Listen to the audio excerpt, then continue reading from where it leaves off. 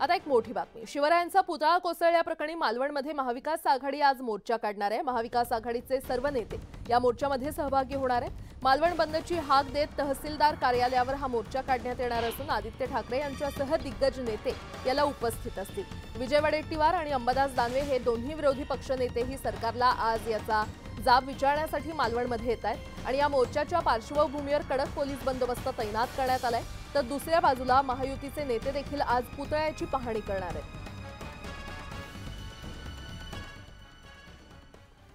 आणखी एक मोठी बातमी। सिंधुदुर्गमधील पुतळा प्रकरणी गुन्हा दाखल झाल्यानंतर कन्सल्टंट चेतन पाटील हा फरार झालेला आहे आणि त्याच्या कोल्हापुरातल्या शिवाजी पेठ इथल्या घरी आज पोलिसांनी चौकशी केली आहे।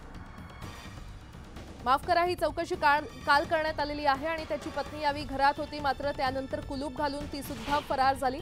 पुतळा कोसळल्याप्रकरणी दोघा जणांवर कुणीच तिथे आढळलं नाही आणि त्यापैकी चेतन पाटील हा एक असून गुन्हा दाखल होताच तो फरार झालाय। त्याला पोलीस ताब्यात घेणार का हेच पाहणं आता महत्त्वाचं ठरणार आहे।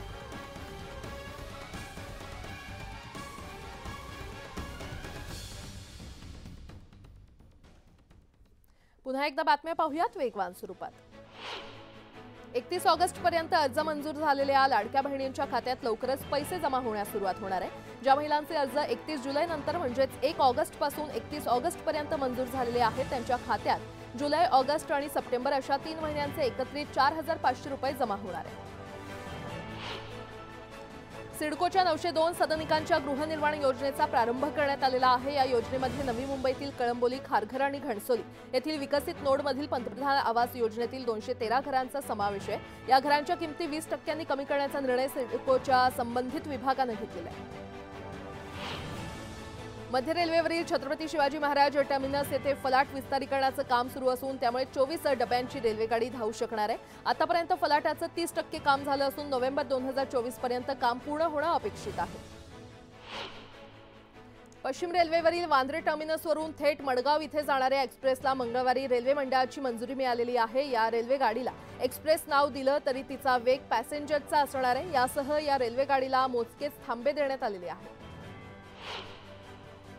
राज्यात गेल्या 4 ते 5 दिवसांपासून सर्वदूर असलेला पावसाचा जोर मंगळवारी ओसरला। किनारपट्टी आणि घाटमाथ्यावर देखील फारसा पाऊस झाला नाही, मात्र पावसानं उघडीप देताच उन्हाचा चटका वाढलाय। राज्यभरात सोमवारच्या तुलनेत मंगळवारी सरासरी 3 अंश सेल्सिअसनं तापमानात वाढ झाली आहे। हवामान खात्यानं पुढच्या 31 ऑगस्ट पर्यंत विदर्भात मध्यम ते जोरदार पावसाचा अंदाज व्यक्त केलेला आहे, मात्र 2 दिवसांपासून पावसाचा जोर कमी झालाय। नागपुरात मंगळवारी चक्क उन्हाची काहिली जाणवली। पाऊस थांबताच तापमान पुन्हा 32 अंशांवर गेलं असून उकाडा जाणवायला सुरुवात झाली आहे। हळदीला मागील हंगामात उच्चांकी दर मिळूनही प्रतिकूल हवामान, अतिउष्णता आणि अतिपावसामुळे देशभरात हळद लागवडीत सुमारे 5000 हेक्टरनं घट झाली आहे। सततच्या पावसामुळे राज्यात हळदीचे कंद कुजू लागलेले आहेत आणि यंदाच्या हंगामात हळदीची लागवड 3 लाख हेक्टरवरच स्थिरावलेली आहे। मागील 2 वर्षांपासून लसणाची लागवड कमी आहे आणि त्याचबरोबर उत्पादन देखील कमी आहे, त्यामुळे बाजारात कमी आवक होते। परिणामी आवक कमी असल्यानं दर गगनाला भिडलेले आहेत। घाऊक बाजारात प्रति किलो 150 ते 300 रुपयांवर असलेले लसूण आता 200 ते 400 रुपयांवर पोहोचले। आज राज्यातील बाजार समितीमध्ये टोमॅटोची 11364 क्विंटलची आवक झाली। या टोमॅटोला सरासरी 1000 रुपयांपासून 2000 रुपयांपर्यंत भाव मिळालाय। एकूणच मागील काही दिवसात टोमॅटोच्या दरात कमालीची घसरण झाल्याचं चित्र आहे। देखभाल दुरुस्तीच्या कामामुळे ठाणे शहराला होणारा पाणीपुरवठा आज 24 तासांसाठी बंद असेल। या काळात नागरिकांना पाणी टंचाईचा सामना करावा लागू नये म्हणून ठाणे महापालिका स्वतःच्या योजनेतील पाणीपुरवठा सुरू ठेवणार आहे। बेमुदत संपावर जाण्यावरून कर्मचारी आणि अधिकाऱ्यांच्या संघटनेत मतभेद असल्याचं चित्र समोर आलेलं आहे। राजपत्रित अधिकारी संघटनेनं मुख्यमंत्री एकनाथ शिंदे यांच्याशी चर्चेनंतर संप स्थगित केला, मात्र 29 ऑगस्ट पासून संपावर जायचं की नाही याबाबतचा निर्णय कर्मचारी संघटना आज घेणार आहे।